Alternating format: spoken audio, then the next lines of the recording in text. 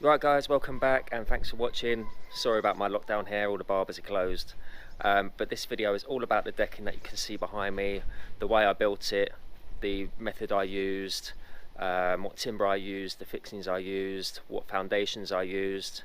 So stay tuned, watch right until the end because I'm going to give you a little tour of the actual garden itself, how it's aged, and way I would actually change things and little tips of what I've learnt through the process. And the video is actually a slideshow of me talking along to all the photos that I took. I didn't actually take any footage 6 years ago, just photos, but it's still just as good. So make sure you watch all of it, guys. Right, so in this photo it's showing you pads, and pads are a type of concrete foundation, if you like. And what I've done is I've just measured out in equal spacings about 1.2 meters apart, if I can remember rightly, or 1.5 meters apart. Basically, this is the distance in between the posts or the framework that you want the framework to be supported by. I didn't really go past, I think it was 1.5 most likely. And as you can see, they're flush with the soil. I'm not worried about levels at this point. All I've done is made them flush with the soil. Even though it's sloping down, that doesn't matter. It can slope down as much as it wants because the leveling is going to be happening after we've put our shoes and our posts in position. This tree was a little bit annoying too. We had to cut it down. Didn't have to go right down to the soil, mainly because the decking was going to sail over it. Okay, so ignore that metal bit in the middle. That's just a wood burning bin. But I rigged up these 6x2s on a ladder just to see what my drops were going to be like from the first deck at the top to the bottom deck to make sure that the second deck wasn't going to hit the soil. And in this one, I'm showing you the center lines of all my shoes that are going to hit the concrete posts. I had to make sure they were all in line, so I used a string line on this. And again, another shot here, just rigged up. I wanted to make sure that the first decking was in line with the floor level of the patio as well, the patio doors. Right, so these two photos show the actual post shoes. Well, these are galvanized steel and they just get screwed down onto the center lines that you saw sprayed on. And then the posts get screwed to those. So basically this stops the posts from rotting at the bottom because they stop the posts from actually touching the concrete pads themselves. Okay, so this picture shows the posts running past the actual joists themselves. There is a wall plate on the actual house. The joist sits on that, and then the joist runs through and screws to the side of the posts. Once we leveled up the joist and the post, we clamped them and we screwed them together. And that's how we get both of them level.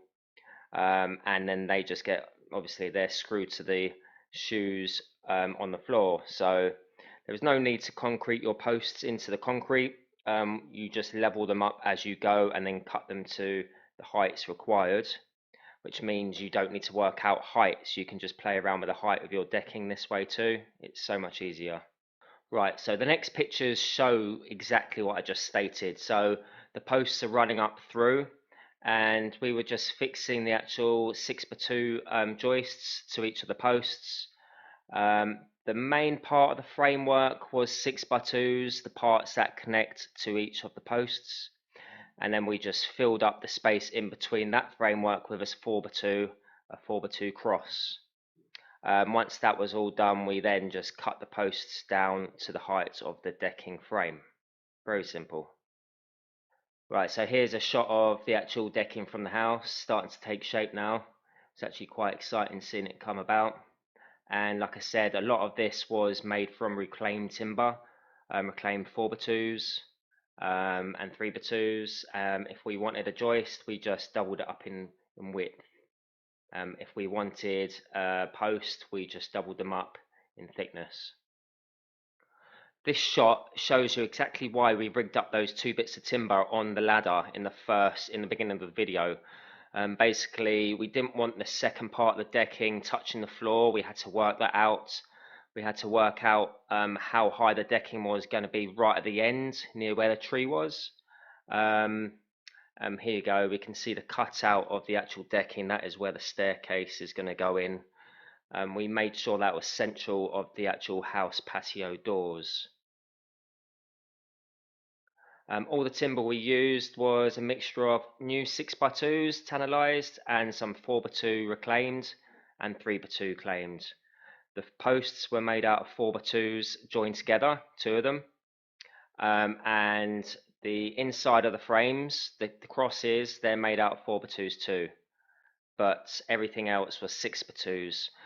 We sometimes made up a 6x2 by joining up two 3x2s together, but because all the decking, there was no span bigger than is either 1.2 or 1.5, the structure that you actually see at the moment was fine. Remember, we're putting scaffold boards on top of this. Scaffold boards are 40mm thick, so by the time we had nailed these to the frame, that would have given it so much strength. All the fixings we use, so we use bolts, nuts and bolts to fix the frame to the posts. We also use screws and nails. We went over the top on them, and we also used plates and brackets to make sure that there was enough strength and there was going to be no bounce and nothing was going to break over time. I do realise that some of this timber isn't tannalized, or the reclaimed timber is just untreated, and that was the risk I was going to take, but they are going to be covered with scaffold boards most of the time and not necessarily get wet. But it's 6 years down the line when I'm making this video, and everything's working out fine. There's no breakages, there's no bounce, and it's just brilliant. And here's a few more shots of the framework before we put the scaffold board planks down. And here you go. We bought a batch of brand new scaffold boards online, 3.9 meter lengths, and we kept the straps on where we could. Some of them don't have straps, some do.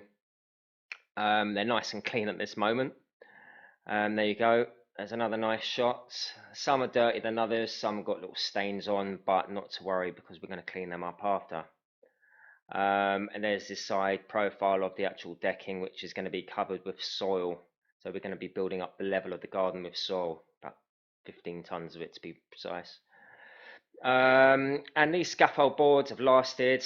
I did treat them, but they have gone brown or grey, which I actually quite like. They look like the fence on the side. I knew that was going to happen. They were oiled and treated, but hey ho, you know, it's nature. It's going to take its course. Here we go, and we've got a piece here that was going to get scribed in against the fence. And the upstands, we left the tops sailing through. So we sailed past the actual decking on the top section, past about 40mm, so it covered the end grain of the upstands, and that worked out lovely, and it was a nice detail. And we left a 5mm shadow gap between the boards at the top and the upstands too. We did go through quite a few scaffold boards on this job. I can't remember offhand, it might have been 50 or 60. And we made sure the stairs were central to the patio doors, as you can see. As you can see, the side of the staircase getting clad before the actual treads and the risers are made. As you can see, all the fixings, they're galvanized 100mm nails, each one by hand, believe it or not. We didn't have a gas nailer at the time, but you know, it is what it is. Decking complete here, looking absolutely great. Bit grubby, so we decided to get an industrial sander.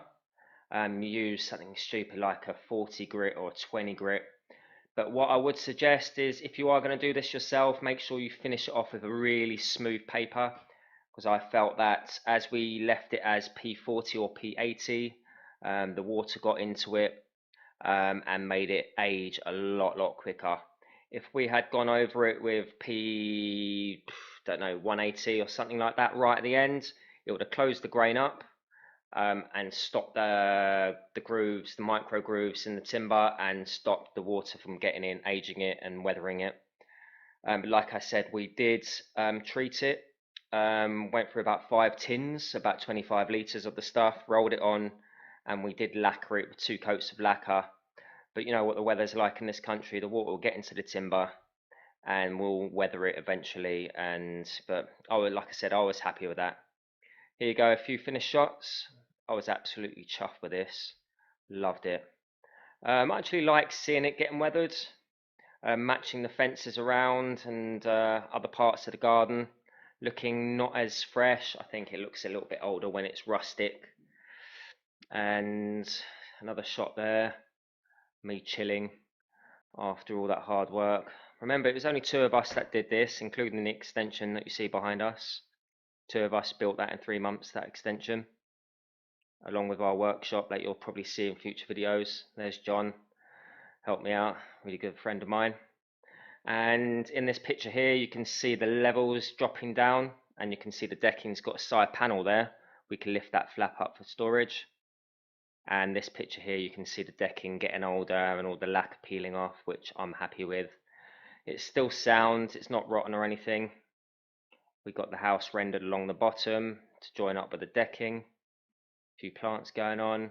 And here we go, we got some 4x4 posts sitting in some galvanized shoes for our glass handrail to go in. And in this, we started covering up the old paneling. It just looked awful, so we just used some tannalized 4x1s as the panels and some 4x4s for the posts, or 4x3s. And it came out really nice. We just used a pin gun to pin these cladding into place. And as you can see, it's starting to take shape. It's looking lovely at the moment. You can see the decking starting to age here because we did the fencing, I don't know, a few months afterwards. You can see the decking sort of aging and going a bit grayer. And here's the decking again, it's even grayer still. But I actually quite like it. The gaps at the decking are starting to increase as well as the timber shrinks, which I was a bit unaware of. And there you go, the last shot of the day. Glass still needs to go into those balustrade brackets, but overall I'm absolutely chuffed with this job. The garden's starting to take shape. The decking was pretty simple. We used reclaimed timber as much as we could. So remember, the bit that makes it really easy is if you make sure that your concrete pads are flush with your ground. Don't worry about the levels. Get your crosshairs, your lines of where your posts are going to be. So use a string line, spray them on with some spray paint, screw those shoes down to your pads, and then get your posts fixed to the actual pads, or the shoes shall I say. Leave them long, just make sure you've got a foot of leeway on them so you can cut them last. And then all you're doing is screwing your joists to the actual posts themselves, leveling them up as you go, clamping them, fixing them, and you just do one at a time like that, and it really is that simple.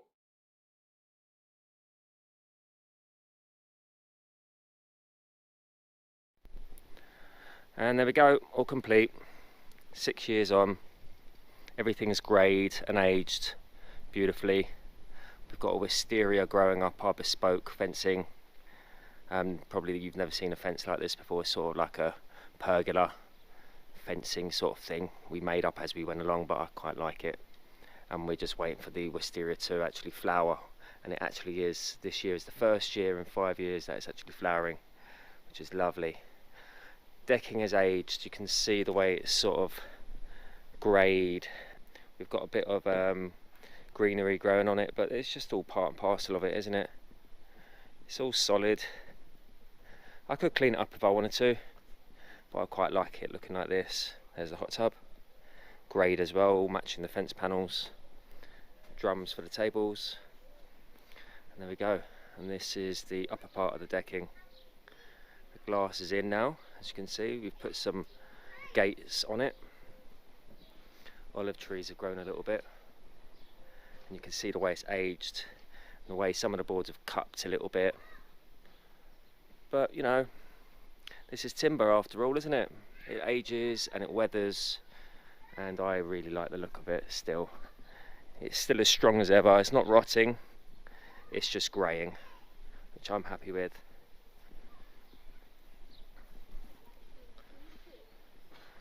Yeah. So overall I'm really chuffed with this. 6 years down the line and it's still holding up lovely. And this flap here, this is the raised part of the decking, so this lifts up. If I just move this out of the way, there we go. And you can see the original colour of the boards, can't you? How they haven't weathered, and we've made that flush with the wall. We've got ourselves a project to heat the hot tub for free with this coil. You'll see that in the next couple of weeks. Let me know what you think. It's aged quite a bit, hasn't it? but I think the overall look of it is still there. It's still solid, and it actually looks like a nice worn in decking that's been here for years and years, and that's sort of what I'm actually quite happy about. So there you go guys, let me know what you think, and I hope you enjoyed the video. Ciao for now. Bye bye bye.